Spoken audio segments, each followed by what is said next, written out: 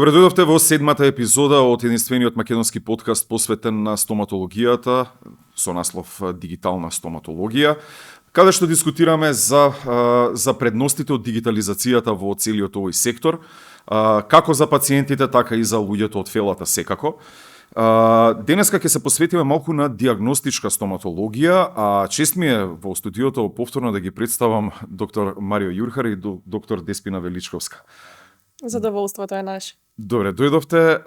Имаме навистина интересна тема пред нас и како што знаеме и нели од претходните искуства дека нонстоп се отвараат поинтересни теми со секое прашање практично што го имам.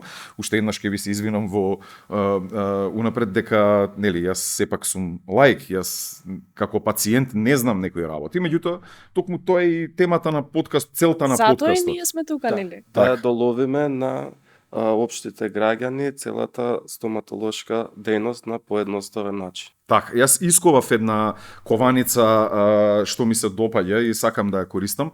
Предностите од дигитализацијата, значи најбитни се за пациентите, затоа што ние во 2024 година, кога ќе влеземе во една стоматолошка ординација, ние би требало да знаеме што да побараме и што да очекуваме. Така. А од друга страна, вам да ви се олесни животот, да ви се отворат вратите, можностите за повеќе пациенти да услужите. И на пациентите да се олесни живот. Меѓутоа и сигурноста која што потребно е да ја имаме при нашиот тек на терапија кој што ќе го изведувам. Ете така и да, апсолутно. Да си го олесниме текот на терапијата на некој начин. Секако. Во ред, да почнеме вака. Кој е најдобриот и најбрз начин да се постави правилна диагноза на забите и на устната празнина, нели, во целост, во целина, да. Значи, откако пациентот ние ќе го позиционираме на стоматолошкиот стол, најпрво започнуваме со земање на исцрпна анамнеза. Тоа е еден прашалник каде што ние се запознаваме со целокупната состојба на пациентот, со неговите сегашни заболувања, минати заболувања кои што ги има во неговата најблиска фамилија, нели бидејќи генетиката како игра улога, да речеме. Голема улога игра, нели, во однос на пренос на болести и наследство. Понатаму се во однос на анамнезата продолжуваме со прашања дали пациентот прима некои медикаменти, зошто ги прима, дали претходно имал некои интервенции, дали е алергичен на одредени медикаменти и слично. Откако ќе ја земеме ова исцрпна анамнеза, односно ќе го пополниме овој прашалник со што ние сме запознаени со пациентот, пристапуваме кон клинички преглед.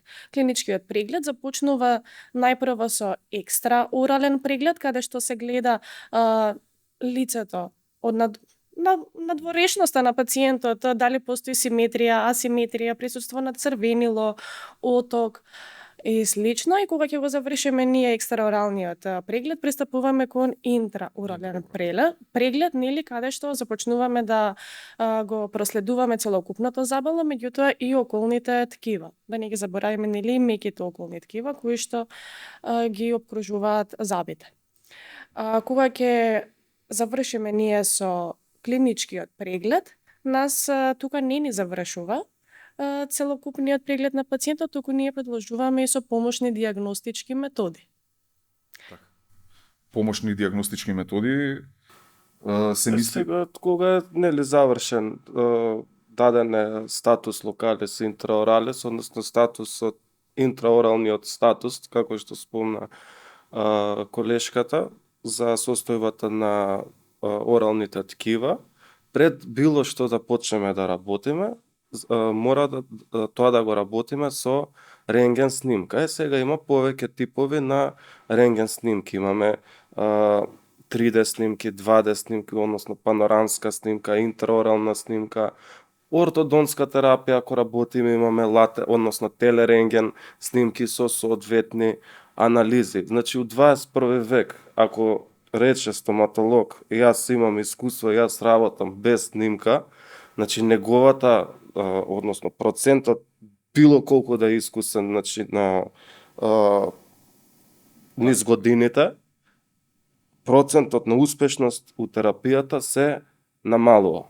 Значи, у 21 сведене на минимум во Значи, едноставно ти не знаеш што работиш, ти ќе работиш, ти како не знаеш во што работиш, Зборувавме еднаш за тоа,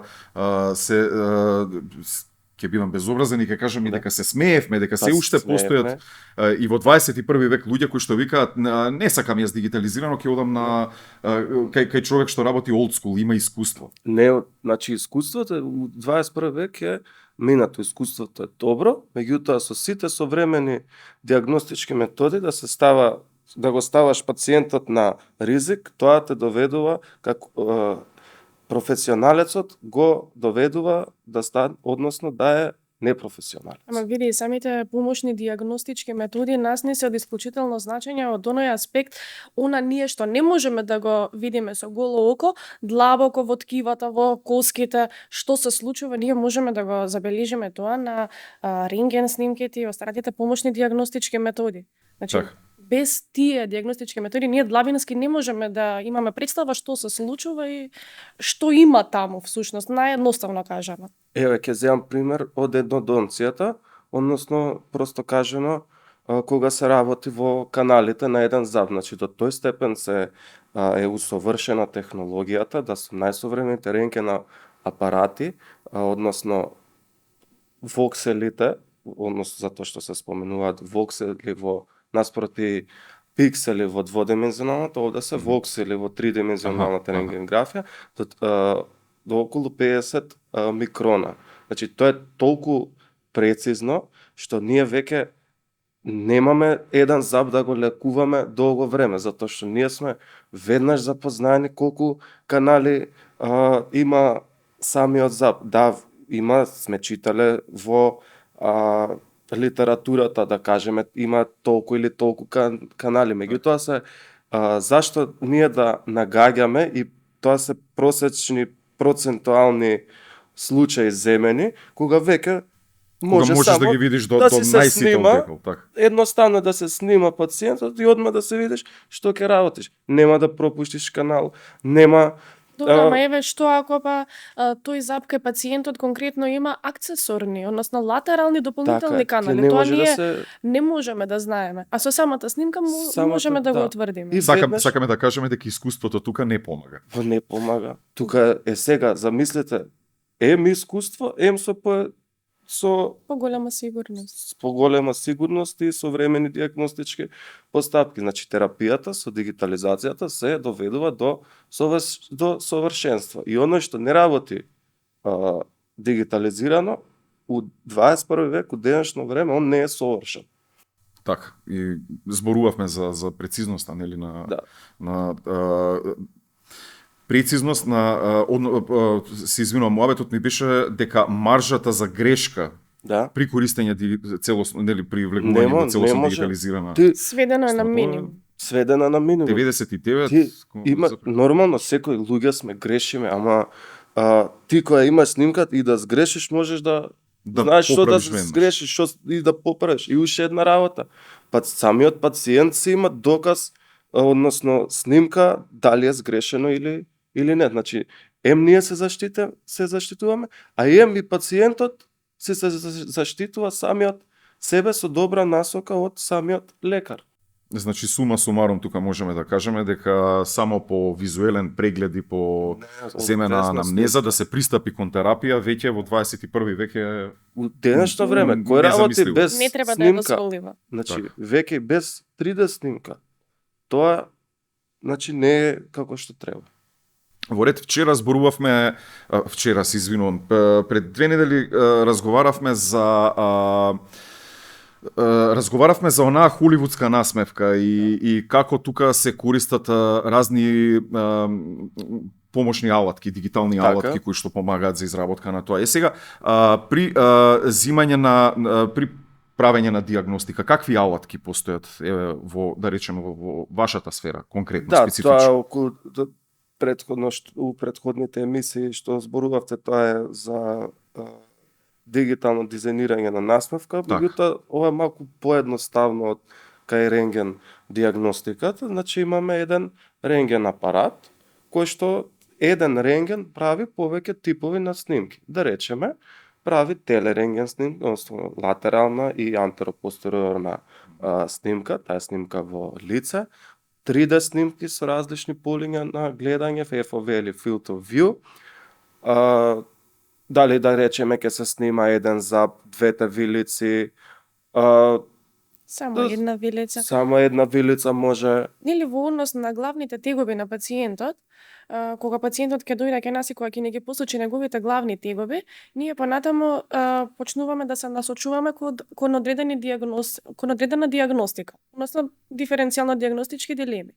Понатаму ние како терапевти знаеме на каква снимка нас ни е потребна за да да финализираме дијагнозата, да ја ставиме конкретната дијагноза, знаеме ние каква снимка мене ми е потребна и го испраќам пациентот да ми ја направи потребната снимка. Од тој аспект, доколку се работи за болка на зап или расипан зап, го испраќам да ми направи интраорална снимка. Или доколку мене ми е потребен целокупен преглед на целокупното забало, не, значи, само преглед да направам, а доволно ми е панорамската снимка. Доколку постои некоја посериозна патологија, доколку е на 1 до 2 заба, тогаш го испраќам пациентот да направи сегментирана тродимензионална снимка. Ако ми е потребно јас да вградам импланти или некоја патологија што опфаќа поголеми димензии во однос на виличните коски, го испраќам да направи 3D снимка на горната и на долната вилица во целина. Или пак последното, доколку се работи за некоја ортодонска малоклузија, односно неправилности во виличните коски или на поедини заби или забите, го испраќам пациентот да направи телерентгенска снимка кој што во денешно време со самите снимки веќе постои софтвер кој што за неколку секунди ни дава и детални анализи, цефалометриски анализи, кои што порано, меѓутоа и денес тие се прават мануелно, се обележуваат одредени точки, се повлекуваат рамнини, па се пресметуваат одредени димензии на одстапувања и се поставува дијагнозата, а денес со современите софтвери Да бидеме реални, анализите како што ќе ги измериш мануелно, не можеш точно да ги измериш како дигитално. Никогаш, значи, не може да биде со тоа. Тоа со вештачка интелигенција, таа се повеќе зема замав во сите сфери во светот, така многу зема замав и во медицината. Така и сега од овој аспект со вештачката интелигенција ги наоѓа самите точки за 10 секунди. Значи, кога ќе дојде пример пациентите од нашиот дијагностички центар, они веднаш, само што ќе ги снимаме, ние може, затоа што има софтвери и за мануелно да се обележат компјутерски. Меѓутоа, ова е автоматски. И во истиот, да кажеме, ние имаме голем број на случаи каде што ние во истиот ден ги даваме сите тие анализи и тоа е многу добро, затоа што нашите колеги, што се исто така доктори стоматолози, веднаш имаат анализи, веднаш знаат да презентираат на пациентот што ќе работат понатаму. Така. Сега би сакал да се префрлам на една друга тема. Ајде. Мислам, секако поврзана е со ова, особено рентген кога ќе споменеме. Луѓето кога ќе слушнат, нели, дека треба рентгени да се прават, им се крева коса на глава заради зрачењето, видов и реакции. Да. Само малку задржате мислата, само да уште една, кога снимаме мали интраорални снимки, да кажеме порано го заборавивме, да кажем малиот рентген се односно интраорален рентген се состои од рентген апарат и сензор, кој што самиот сензор се поврзува со компјутер и кога зракот ќе помине низ сензорот, сликата од запад веднаш се дава на компјутер. Сега со време, у денешно време има современи држачи за сензор, кои што се поставуваат и пациентот нема потреба од внатре да го држи сензорот, а тука спречуваме и дополнителната контаминација на и внесена на дворешни микроорганизми во оралната празнина. Може да продолжиме со зрачењето. Затоа што зрачењето гледам и има и реакции по социјалните мрежи. Ако не се лажам, мислам дека и од луѓе од вашата фела, дека зрачењето било страшно многу штетно, а ние еднаш се сеќавам дека ја поминавме оваа тема.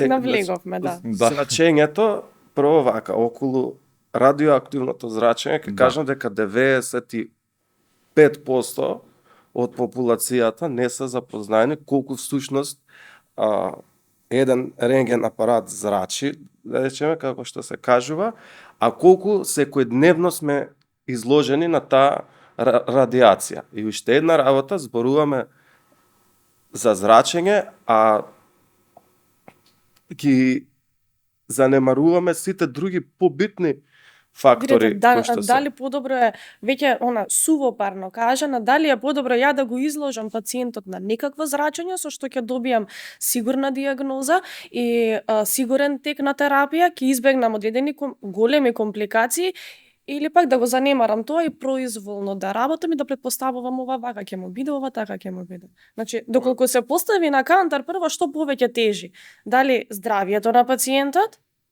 или да го изложам на некоја минимално зрачење. За да предизвика несакана клеточна делба кај пациентите, треба да биде изложен пациентот на радиоактивно зрачење од 1 сиверт. Во 1 сиверт има 1 милион микросиверти. Конвенционален рентген апарат зрачи од 20, 30, еве и 50 нека се микросиверти. Сега, колку е далеку 50 микросиверти до 1 милион? До 1 милион. Значи, дневно на светлина, Сонцето повеќе сонцева не зрачи. светлина е од 10 до 30 микросиверти. Да не збориме луѓето што одат во да речеме во солариум или пак што се ајде да речеме на плажа се сончено, тоа исто радиоактивно зрачење. Они се фателе да не се зрачам, па да не се зрачам. Значи, за добра диагностика мора да се иде, односно мора да направиш ти снимка. Да, И меѓутоа со морам извини, само со новата генерација, зелена генерација, само 5 микросиверти е зрачењето. да, Наспроти тие 20. Истото сакав и јас да го прецизирам, значи ние зборуваме со нашиот рентген апарат со кој што ние работиме. За останатите немаме податоци и не сме сигурни. Овие податоци се дефинитивни за нашиот рентген апарат. Со други зборови, убаво беше со да други се зборови посочи. сега малку и на публиката да се обратам. Со новите нели апарати кои што ги имаат, практично повеќе ве зрачи фрижидерот дом. Буквално. Баш, да. Или мобилен телефон. Или мобилен Или, телефон. Да. Ето така. Да. Знаеме сите дека поминуваме по голем дел од денот со Значи, мобилните за тоа се овие емисии да се спречат тие, да речеме, некој начин неспоразуми околу предрасуди, ќе ги Предрасуди, кажеме, или да. ете, околу стравови. рентген зрачењето. Значи, да не е рентгенот многу и рано откривање на болести не би биле возможни Така. на некој начин. Значи, тоа веќе ќе се зрачам, тоа Превенција. треба да се сведи на А има и Да, уште да, еден, се извинувам, има уште еден фактор тука што би сакал да го спомнам, во однос на нели прецизната слика, добивање за вас нели прецизната слика. Она што е многу важно, нели затоа што стоматологијата на некој начин е бабарога за популацијата, вака искрено кажано, нели луѓе се плашат да отидат на стоматолог затоа што ќе буши, ќе боли и така натаму. Со добивањето на прецизната слика, јас колку што разбрав од минатите пати, значи нема потреба веќе да се буши за да се види до каде е здравото ткиво. Значи, работиме минимално инвазивно. Затоа што ние веднаш сме запознаени каде е всушност проблематиката. Докаде И- се наоѓа и се простира патолошкиот процес и Така. докаде ние е дозволено да навлеземе, односно како што спомна и колегата, минимално инвазивна техника, односно да не ги оштетуваме и да правиме преголеми дополнителни лези. Така. Значи, со самата снимка ограничени сме до тука е ние, да речеме, болното, од тука ни почнува здраво, нормално секоја терапија, кога се пристапува кон терапија, ако збориме за некој патолошки процес, кога се отстранува оштетеното ткиво, малку се навлегува и во здравото ткиво за сигурност, Така. и до тука ни е нашата граница. Нема потреба понатаму да се длаби. Значи тука ќе заклучам со она дека ако сакате да не чувствувате болка, Кога одите на нели на стоматолог, одете во дигитализирана стоматолошка ординација, многу е просто. Така му доаѓа. Сега би се вратил пак малку на зрачењето, нели, на тоа. Дали постоите некоја гранична возраст каде што, нели, од која е дозволено да се прават тие, нели, снимки? Не, Во секој однос на нашите Кај рентген деца еве апарати, конкретно да да. кажем. Еве јас имам деца, треба, нели, за добра терапија, колку пати треба да се снима, нека се снима, затоа што успешната терапија е многу побитна од тоа колку снимки се направени, а во однос на сепак е минимална радиоактивната доза. Значи нема никакво влијание и не постои граница, нели? Не. Гранична возрастна возраст не. Граничен број на дозволени снимки не. Исто така одредени пациенти, меѓутоа и стоматолози кога ни праќаат пациенти за снимање и за анализи, дополнително не прашуваат каква заштита ќе примените бидејќи се работи за пациент, односно пациентка која што е бремена Тоа сакав да го прашам, Да. баш дали тие што се ризични групи, Имаме ние. ризични Не, групи не. на пациенти, Бремени дали Бремени имаме. бремени жени, дали пациенти со патологија на тироидната, односно штитната железда. Значи ние освен тоа што ја имаме зелената генерација на рентген апарати кои што експонира минимално радиоактивно зрачење, дополнително ние имаме поседуваме и оловни престилки. Самите оловни престилки се заштитни престилки што пациентот ги како да кажам Ги става на себе, ние се помагаме, ги наднуваат поставуваме. над него и всушност целиот граден кош, меѓутоа и долниот Тироид. дел на вратот Така, каде што се наоѓа тироидната Тироид. железда се заштитени. Значи освен зелената генерација Да. и дополнителна заштита. дополнително И заштита само и да- за тие. Дадеме до општата јавност дека кога се снима главата, односно забите, зракот поминува само низ главата. Другите делови од телата не се так озрачени на некој начин. Значи, зракот се задржува околу главата. Сега, со најновата генерација и тие сегментирани снимки што ги зборуваме, зракот поминува, или тоа е алара снимање, as low as reasonably achievable, колку најмалку треба да абсорбира радиоактивно зрачење, значи работиме и ергономски, за една добра диагностика. Сега, да речеме 5 на 5 сантима снимањето, само одредени зави се снима и само тој дел е само озрачен. Другиот дел од главата не е. Да речеме имаме еден триаголник. Само едниот пола триаголник е озрачен, другата половина не е. Значи едноставно кажано, ако мене ми е потребна рентген снимка на дел од вилица, само тој дел од вилицата ќе биде експониран на радиоактивно зрачење. Останатиот дел од главата не е Да, опфатен. или пак само еден виличен зглоб. Само тој дел ќе биде озрачен. Озрачен. Да. Да, со 5 микросиверти, да. 5. Со озрачен и плюс на тоа, нели, со оловната М5 престилка и 5 микросиверти, а да не збориме дека рентгенот што го применуваме во нашиот диагностички центар е само 4 секунди изложеност. Значи за 4 секунди се прави снимката. Овој го- Односно 3 секунди за 3D, 4 секунди е за дводимензионална панорама. Конвенционалните рентген апарати, панорамата е од 12 до 20 секунди. CBCT е од 15 до 30 секунди. Добро, и тоа не е ништо. Не. Тоа не е ништо.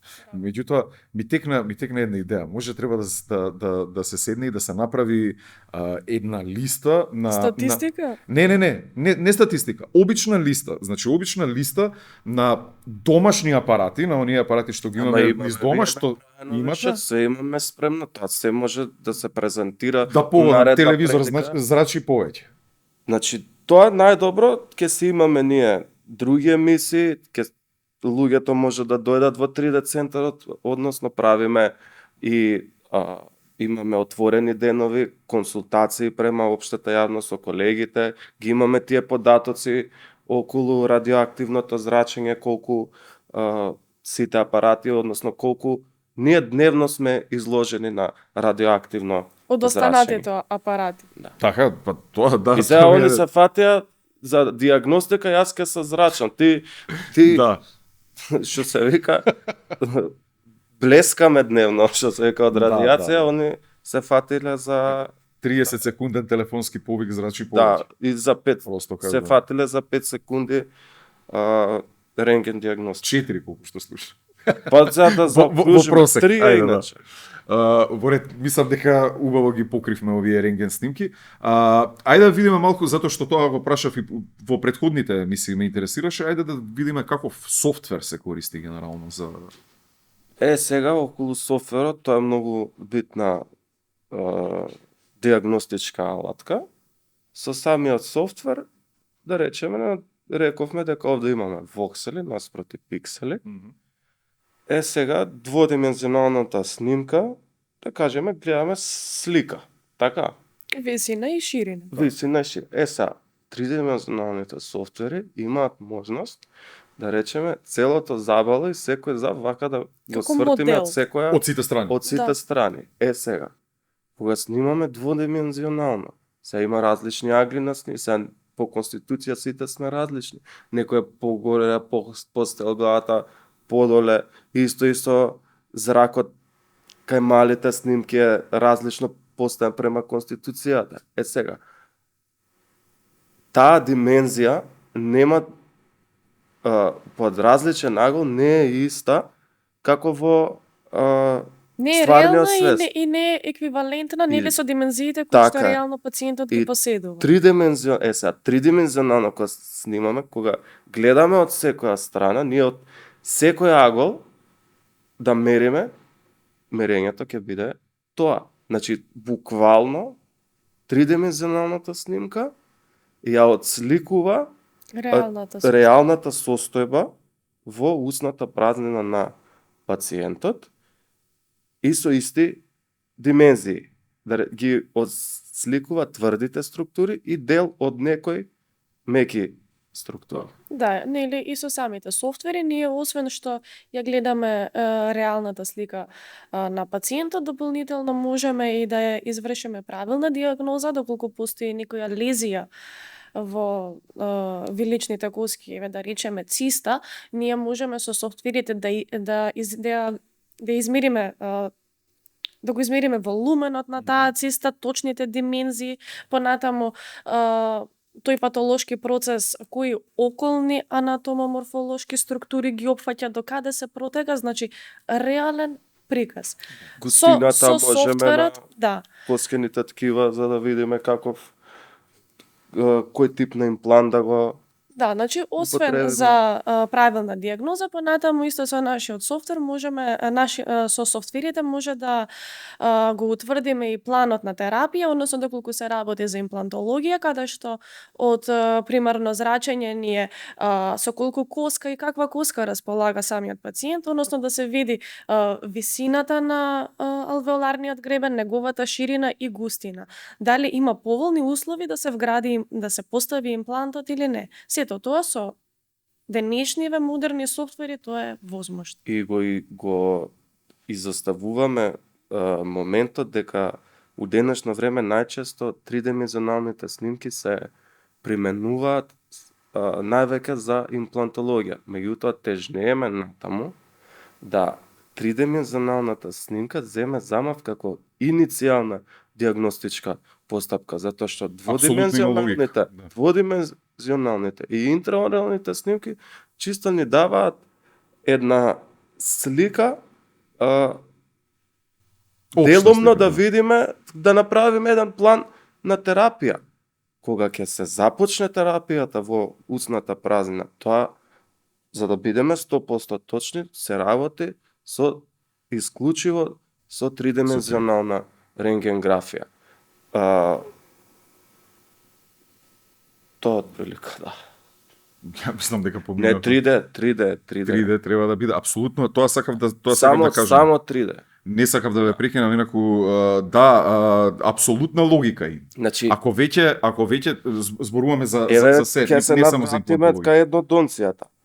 Сега, ај овде имплантологија ќе измериме висина и ширина на И алвеларен во ендодонција имаме мерење. И тука има Мерење на каналите. На Ти работна никогаш работната должина нема да биде точна на дводимензионално, за разлика прецизно. како што може на тридимензионално да се измери. Значи тука имаме и работно, убаво рече колешката, мерење на Ма тој сакав да го кажам, вака лаички кажано колку народски.